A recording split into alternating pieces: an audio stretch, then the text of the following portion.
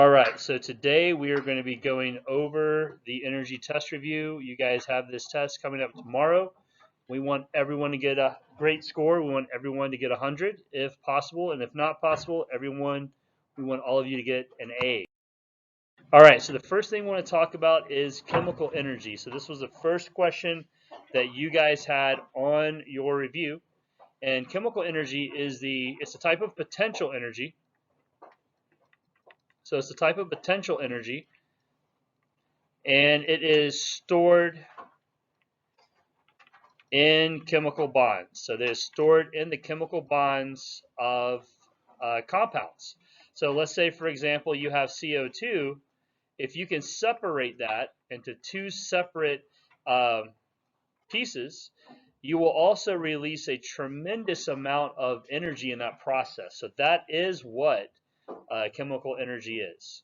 The two main examples of this would be the food you eat that fuels your body. The food turns into mechanical energy, and the kind of energy we have in batteries. So batteries are going to be one of those examples that you might see.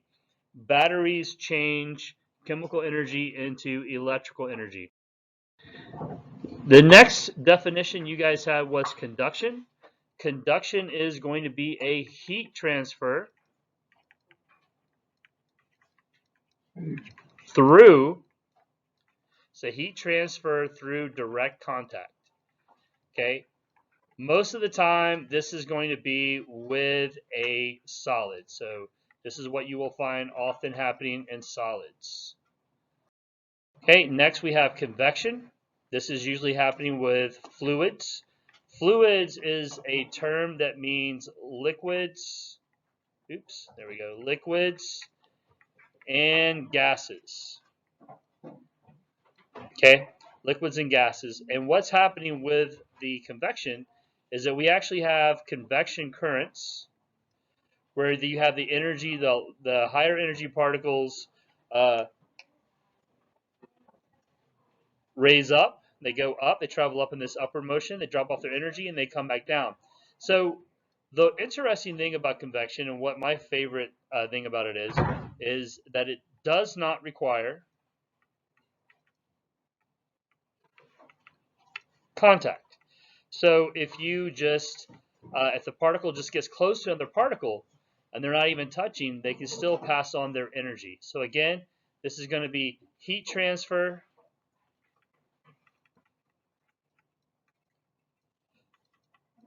through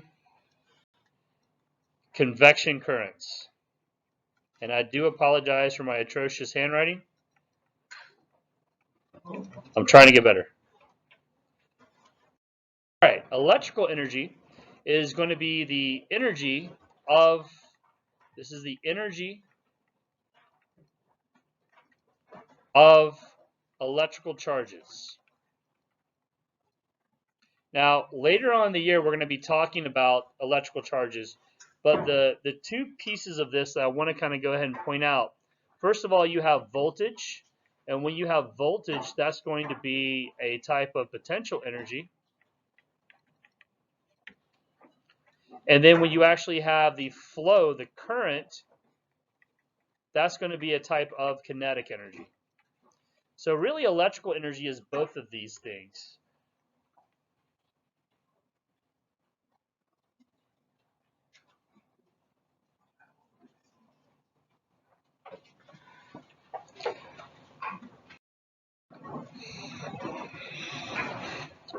Energy, the broad definition of energy is, it is the ability to do work.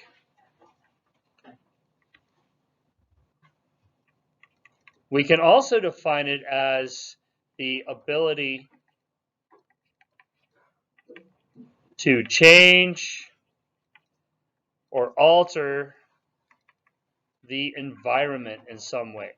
Okay, now when I say environment, I don't necessarily mean outdoors. I think when we hear that word, we think about outside, we think about nature, but the environment, your classroom is an environment. We call that the learning environment. So anything that can actually change or alter your environment or do work. Now, work it has a technical definition in physics. Work equals force times distance.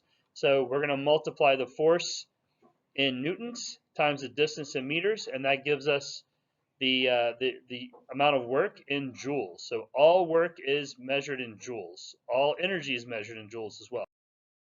Heat is going to be the transfer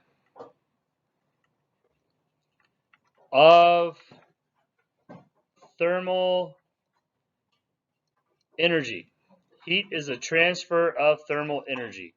Okay, we have three methods for heat transfer. We have conduction, we have convection, and we have radiation. The interesting one is radiation, and it does not need a medium. So no medium required. Another way of saying that is no matter is required. So when we say medium, we're referring to a type of matter. Convection, once again, is when you have the convection currents that raise and lower, and conduction is going to be direct contact. I spelled that, sorry. C-O-N-T-A-C-T. There you go. All right.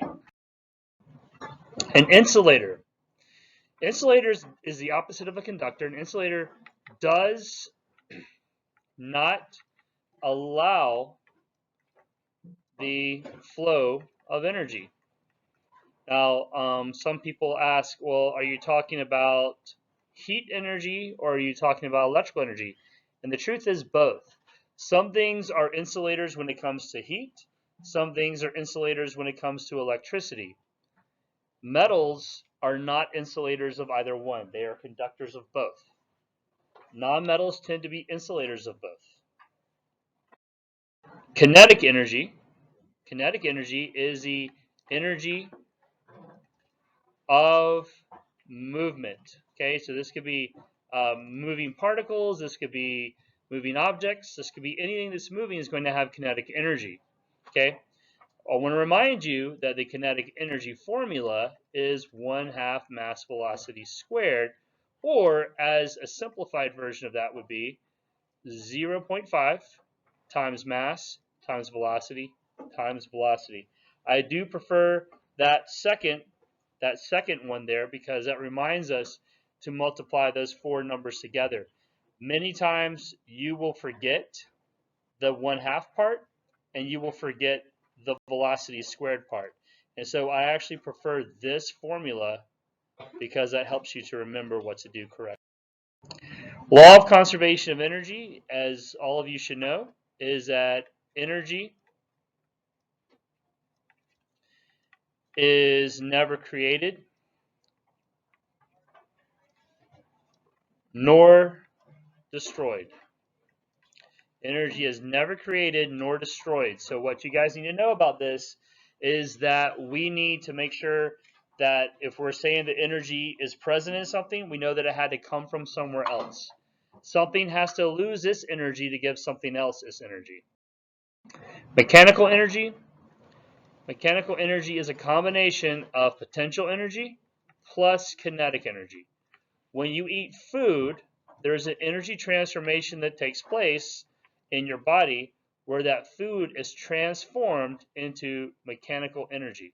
So we have chemical energy becoming mechanical energy in your body. Remember that your body can store adenosine triphosphate in the muscles. And so that is your potential energy when you want to perform on the basketball court or you want to walk down the hallway.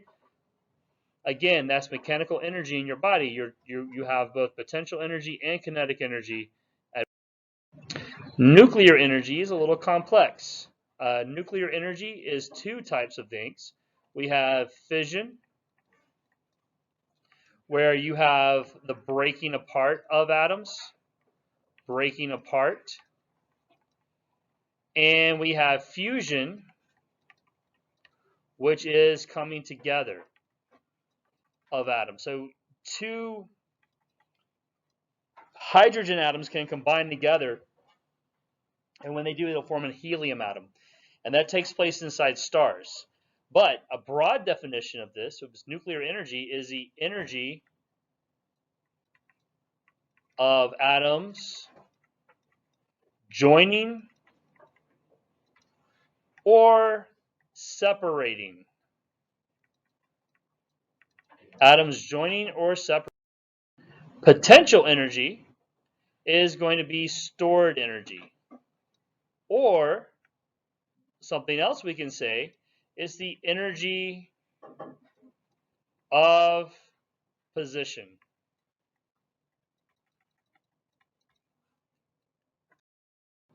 Radiant energy is light energy. And radiant, the word radiant looks like the word radiation because it moves through that method. So radiation, any type of radiation is radiant energy. Some of it you can see, as in colors. Some of it you cannot see. You cannot see X-rays. You cannot see infrared. You cannot see ultraviolet, but it's still there. It is still present. It's just all you can see is red, orange, yellow, blue, indigo, and violet, which are the colors of the spectrum. And the reason that you can see them is because your eyes are tuned to only see those wavelengths and frequencies. But the other electromagnetic energy or radiant energy is there, but all of it travels through the process. I just told you what this was, but this is the transfer of energy. And most of the time you think of this as heat, but transfer of any type of energy without the need of matter. A more technical definition would be energy transfer through electromagnetic waves. So all radiation occurs through electromagnetic waves. And once again, I apologize for my scrawl, my handwriting. Sound energy. Sound energy is the energy of vibrating objects. So anytime you pluck a rubber band or a guitar string, or if you're playing a flute, the reed inside that will vibrate, that will produce that sound. So any type of musical instrument is going to be relying upon vibrations to create that sound. Now, sound energy, it has to go through a medium. So it is a type of wave we call a mechanical wave because it relies on matter. So it relies on matter. One thing that you might not be aware of is that sound can actually travel faster in a solid than it can through the air. Most of the time when we speak through the air. So we're not really aware of that, but sound travels much faster in a liquid and fastest of all in a solid because those particles are much closer together, as you guys remember from studying the states of matter. Temperature. Guys, there is a very big difference between temperature and thermal energy, and people sometimes confuse these terms. But temperature is the average kinetic energy of particles. This is the average kinetic energy of particles. Okay, thermal energy is the total kinetic energy of particles. Thermal energy is the total kinetic energy of particles. Now, guys, I do want to assure you that everything I'm writing down today is going to be on your test. I was looking directly at your test. I had it in my hand as I was creating this. And so I created this with a purpose in mind. This is to help you get the highest grade possible. 3 examples. Let's go through this really quickly. We're going to say a pine cone in a tree. So if that pine cone falls, then it will turn into kinetic energy. Another example is a book on the table. Remember that GPE is equivalent to mass, gravity, height. And that gravity is always going to be 9.8 meters per second squared. The third example I want to bring up is the catapult. We We had a catapult in the classroom I showed you guys. But basically, you have a base, you have an arm, and you have a rubber band or some other kind of piece that you can kind of pull back on. And when you release it, then it goes. Okay, it flies forward. But again, that's the elastic potential energy, not gravitational potential energy. You do need to know this formula, guys. You do need to use this formula. Mass is going to be in kilograms. Gravity is 9.8 meters per second squared. Sorry, yes, and then height is always going to be in meters. Multiply those three numbers together. That is going to give you the gravitational potential energy in joules. Okay, how do you know that energy has been transferred? Well, because of the law of conservation of energy, the amount of energy will decrease in one area and increase somewhere else. So you will notice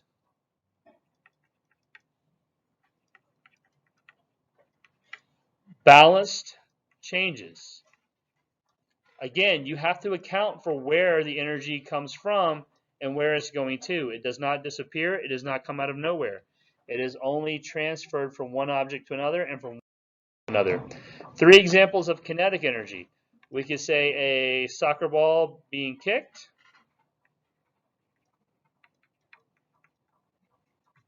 We could say rain falling from the sky.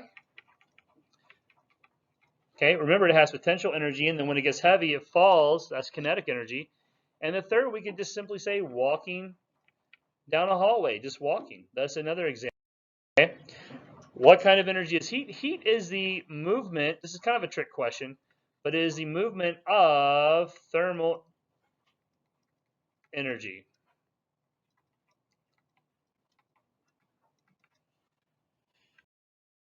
Two examples of chemical energy. The two most prominent examples are going to be food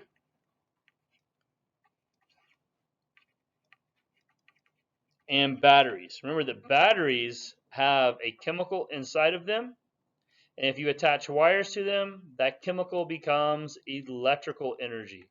So I just wanted to make sure that you guys are aware that batteries, the way they get their electricity is that they take the electrical charges that are present in chemicals. Remember all those electrons on the outside of the atoms? They are moving when you attach that wire, and so we do have the chemical energy becoming electrical energy. Anytime you have energy transformation, remember that some thermal energy is always produced. We call that. Two examples of thermal energy. Maybe you are baking a pie in the oven. And the second thing is going to be sunlight hitting the earth. Okay, those are two examples. There's so many different examples that we have.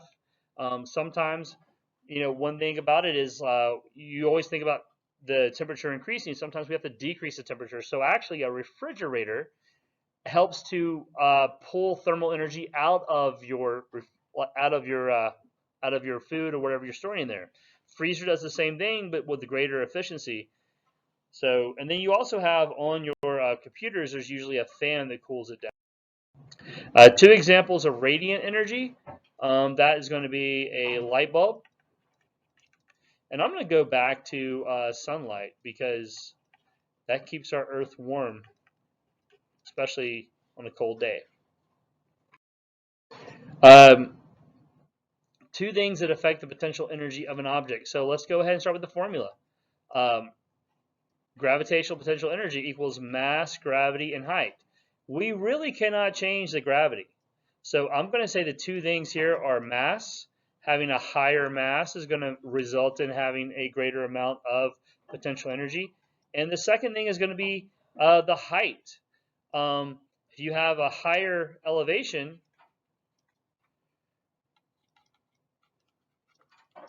that's going to result in you having more of that potential energy as well. Almost done here. Thank you so much for paying attention today. What are the two things that affect the kinetic energy of an object? So remember, kinetic energy is 1/2 mass velocity squared, or as I like to say, kinetic energy is 0.5 mass velocity velocity. Well, the two things that are going to affect the kinetic energy of an object are going to be mass, how heavy it is, and the second thing is velocity. So if something's moving faster, it's going to have more kinetic energy.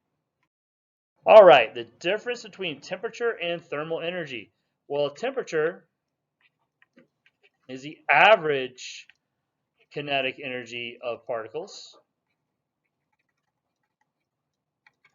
And thermal energy is going to be the total kinetic energy of particles. So think about your friends and money. So if you guys are trying to find out what the average that all of you guys have when you go to Starbucks, maybe all of you have $7. Some people have more, some people have less, but on average about $7. But if you and your 5 friends were to total all your money together, you might have a total of $40. So that's one way you can think of those terms. 2 examples of radiation. Well, let's go ahead and go with the sunlight again. And the second one, let's kind of go with a microwave, because that's one of those electromagnetic waves that I want you guys to begin to start thinking about as we move into that unit. Number 30 here, we got 2 examples of conduction. We would say touching a hot pan. And the second would be like, washing your hands with warm water.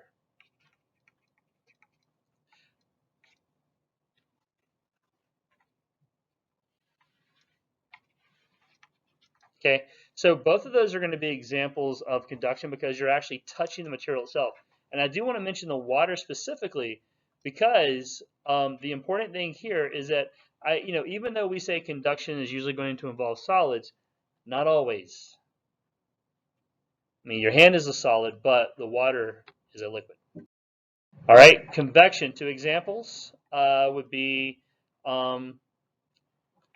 usually when you bake something in the oven, you have the movement of those particles that are passing on their energy. So baking is a great example of that. And I'm also going to say evaporation. As the water evaporates, you're going to have those warmer particles that are going to rise up above the cooler ones as we have that state change from a liquid to a gas, which again, you guys need to remember because it's going to come back on the midterm. What happens to most materials as they are heated? Well, they expand in volume. Most things are going to get larger as they get heated.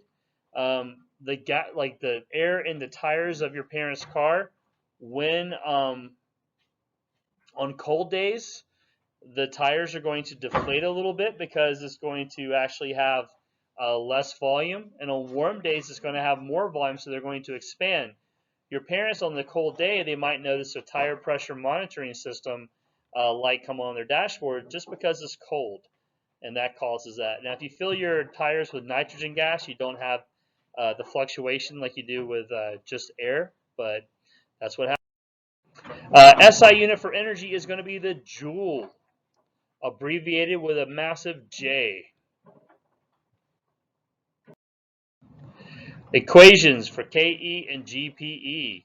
You should have these memorized, but let's go ahead and let's have them down. 1/2 mass velocity squared, or my own personal alteration of that right here. GPE is mass gravity height.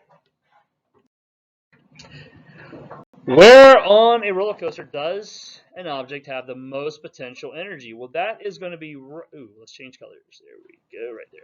That's going to be right here. That's going to be the most GPE because that's the first hill. Where is it going to have the most kinetic energy? And that is going to be all the way here at the bottom on that first dip. And the reason I want to say that is because remember, as it moves through this entire thing, you don't see it here yet, but you're going to see one for thermal energy.